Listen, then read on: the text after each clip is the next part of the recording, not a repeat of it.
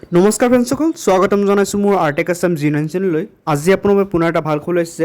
Axis বেংকৰ ফালৰ পৰা কিন্তু বহুতকেইটা চাকৰি পদ মুকলি কৰা হৈছে।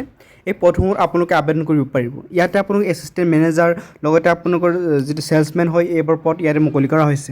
লগতে আপুনি এই পদসমূহ হৈছে 3rd গ্ৰেড আৰু 4th গ্ৰেডৰ চাকৰি হ'ব। আৰু লগতে আপোনালোকৰ যদি ইয়াতে আবেদন কৰিব খুজিছে তেনেহ'লে আপোনাৰ 10 পাছ 12 পাছ কৰাসকলে ইয়াতে আবেদন কৰিব পাৰিব। ইয়াতে আপুনি চাকৰি কৰি আপোনাৰ প্ৰায় 15,000 পৰা আপোনালোকে চেলাৰীসমূহ আৰম্ভণি হ'ব। লগতে আপুনি আবেদনসমূহ কেনে কৰিব সম্পূৰ্ণ প্ৰচেছ ভিডিঅ'ত গম পাই যাব। আপোনালোকে যদি আবেদন কৰিব খোজে ভিডিঅ'টো স্কিপ নকৰি শেষলৈ চাই থাকিব, সম্পূৰ্ণ তথ্য গম পাই যাব। বলক ভিডিঅ'খনলৈ আগবাঢ়ো। প্ৰথমে আমি চাকৰিসমূহ ডিটেইলছসমূহ জানি ল'ম। ইয়াত দেখুৱাইছে এক্সিছ বেংক ৰিক্ৰুইটমেণ্ট 2025। ইয়াতে কিন্তু 2025 কাৰণে প্ৰথম মুকলি কৰা হৈছে। ইয়াৰ অৰ্গেনাইজেশ্যন নেম দেখা হৈছে আপোনালোকে এক্সিছ বেংক, পষ্ট নেম দেখাইছে এছিষ্টেণ্ট, আপোনাৰ officer, manager, admin, executive, clerk, driver এই পদ ইয়াতে মুকলি কৰা হৈছে। লগতে আপোনালোকে ইয়াত আবেদন কৰিবৰ কাৰণে অফলাইন নহয় অনলাইন যোগে আপোনালোকে আবেদনসমূহ কৰিব লাগিব। তো আপোনালোকে অনলাইনসমূহ কৰিব। তাৰ লগতে আপুনি যে দেখুৱাইছে চিলেকশ্যন প্ৰচেছটো হ'ব আপোনালোকৰ পাৰ্চনেল ইণ্টাৰভিউ হ'ব, আপোনালোকৰ কোনো ধৰণৰ এক্সাম লোৱা নহয়। তো গ্ৰুপ ডিছকাশ্যন হ'ব, লগতে এটা পাৰ্চনেল আপোনালোকৰ ইণ্টাৰভিউ হ'ব। তো আপোনালোকে চাকৰিও পাই যাব। তো চেলাৰীসমূহ লাভ কৰিব। কিন্তু প্ৰথম আপোনাক কৈ দিছোঁ মই 15,000 টকা কিন্তু আপোনাৰ ফাৰ্ষ্ট পে'মেণ্ট হ'ব, আপোনালোকৰ যিটো ষ্টাৰ্টিং চেলাৰী হ'ব। তো আপোনালোকে আবেদনসমূহ কৰিব।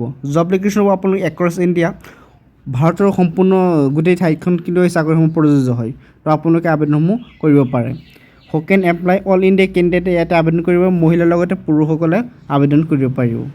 এক্সিছ বেংক যদি ৰিক্ৰুইটমেণ্ট এজ লিমিট হয় এইটো আপোনালোক 18 পৰা হ'ব লাগিব। 18 বছৰ কম হ'লে কিন্তু আপোনালোকৰ আবেদন কৰিব নোৱাৰিব।